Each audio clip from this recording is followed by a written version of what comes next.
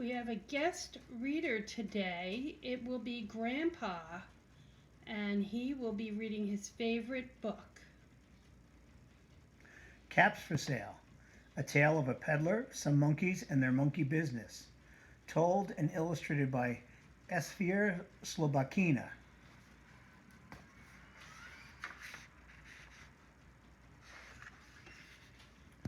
Once there was a peddler who sold caps, but he was not like an ordinary peddler carrying his wares on his back. He carried them on the top of his head.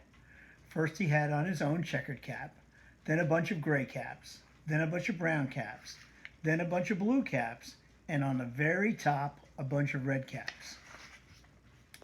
He walked up and down the streets holding himself very straight, as to not upset his caps. As he went along, he called, "Caps, caps, caps for sale, 50 cents a cap." One morning, he couldn't sell any caps.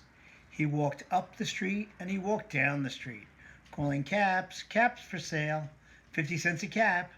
But nobody wanted any caps that morning. Nobody even wanted a red cap. He began to feel very hungry, but he had no money for lunch. "I think I'll go for a walk in the country," he said. And he walked out of town, slowly, slowly, so not to upset his caps. He walked for a long time until he came to a great big tree.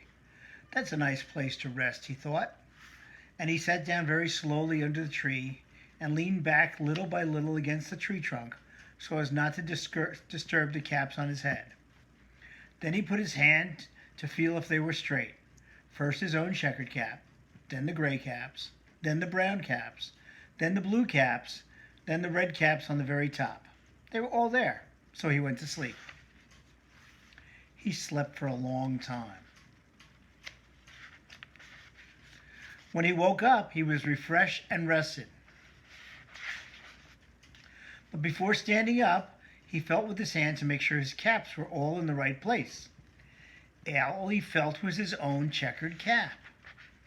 He looked to the right of him, no caps. He looked to the left of him, no caps. He looked in back of him, no caps. He looked behind the tree, no caps. Then he looked up in the tree, and what do you think he saw? On every branch sat a monkey. On every monkey was a gray, or a brown, or a blue, or a red cap. The peddler looked at the monkeys. The monkeys looked at the peddler.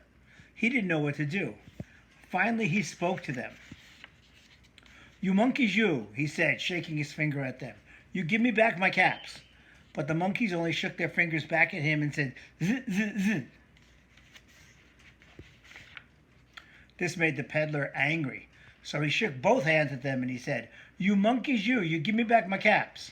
But the monkeys only shook both their hands back at him and said, "Z, z, z." Now he felt quite angry. He stamped his foot and said, "You monkeys, you better give me back my caps." But the monkeys only stamped their feet back at him and said, "Z, z, z." By this time, the peddler was really very, very angry. He stamped both his feet and shouted, "You monkeys, you give me back my caps." But the monkeys only stamped both their feet back at him and said, "Z, z, z." At last, he became so angry that he pulled off his own cap and threw it to the ground and began to walk away.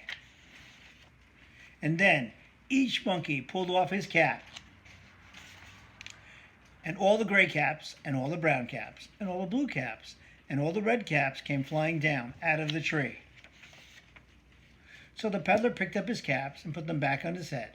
First his own checkered cap, then the gray caps, then the brown caps, then the blue caps, then the red caps at the very, very top. And slowly, slowly he walked back to town calling, "Caps, caps for sale, 50 cents a cap." The end.